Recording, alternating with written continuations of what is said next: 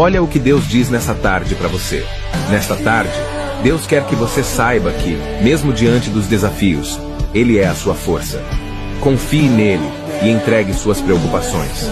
Não se deixe abater pelas adversidades, pois Ele é o Deus do impossível. Ele é capaz de transformar situações difíceis em oportunidades de crescimento e superação, pois Deus está preparando algo extraordinário em sua vida. Lembre-se sempre de que Deus é o seu refúgio e fortaleza, um socorro bem presente nas tribulações. Ele enxuga suas lágrimas e conforta seu coração. Nunca duvide do amor incondicional que Ele tem por você. Portanto, nesta tarde, abra-se para a voz de Deus. Permita que suas palavras guiem seus passos e renovem suas esperanças. Que você encontre forças para enfrentar qualquer desafio e viva cada dia com fé, amor e gratidão.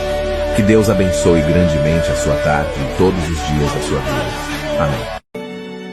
Eu cantarei.